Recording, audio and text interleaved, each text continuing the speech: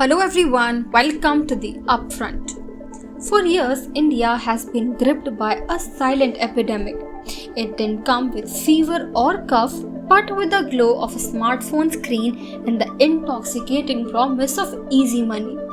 Online fantasy games and betting apps crept into homes, villages, and cities alike. They disguised themselves as harmless entertainment, but in reality, they hollowed out families, destroyed futures, and drove countless young people to despair. This week, Parliament finally said enough.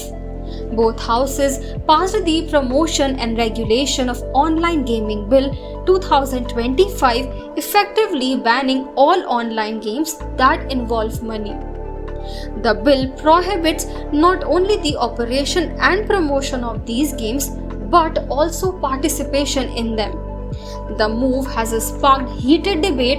On one side are families who lost everything, their savings, their children, even their peace of mind. On the other side are billion-dollar corporations, venture capital giants, and the sports establishment, all warning that India has killed an emerging sector. But let's ask, what was this sector really building? In towns and villages across the country, students poured their tuition fees into fantasy apps. Farmers took loans hoping they could recover their losses overnight. Salaries workers spent entire paychecks on teams they believed were skillfully chosen only to watch their money evaporate. For some, the shame and despair ended in suicide, for others in a lifelong debt. The industry hid behind one clever argument that these were games of skill, not gambling. Choosing a virtual cricket team, they said, required knowledge, not luck. Courts even upheld this logic in several judgments, but to the victims, such distinctions were meaningless. Addiction does not care whether the law calls it skill or chance, addiction only knows destruction. And here lies the great irony. Cricket, India's most beloved sport, became the very gateway to this epidemic. Every IPL break, every flashy commercial told fans to make your team and win big. National cricket heroes, trusted faces in every household, lent credibility to what was essentially organized betting.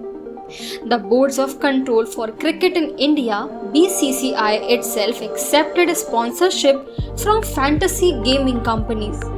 In effect, cricket became a tutorial in gambling for millions of ordinary Indians.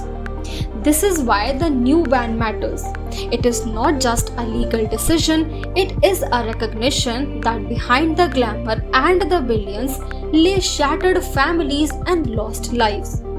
It is a refusal to let corporate profits outweigh the mental and financial health of the citizens. Of course, critics are vocal. They warn of job losses, underground betting syndicates, and the flight of global capital.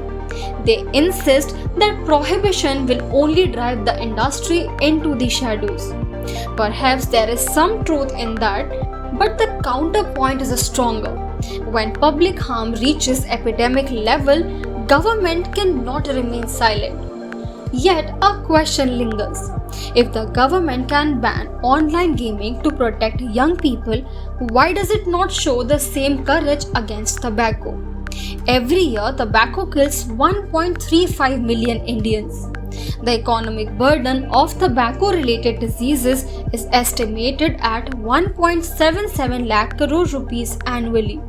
And still, the industry thrives, protected by weak warnings on packets and half-hearted bans on public smoking. The hypocrisy is evident. Addiction is addiction, whether it comes through a screen or a cigarette. If the moral argument is to shield citizens from economic ruin and premature death, then the logic used against online gaming applies 1,000 times more to the tobacco. So what we are witnessing is more than just a ban on apps.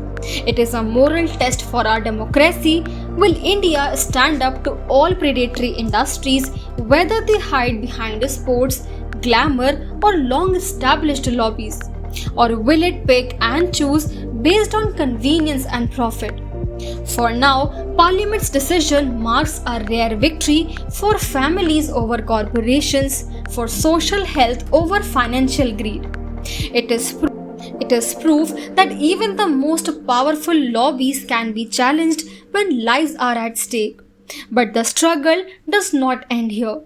The real question is whether this government, having shown courage once, will show it again. This time against an industry far deadlier than online gaming.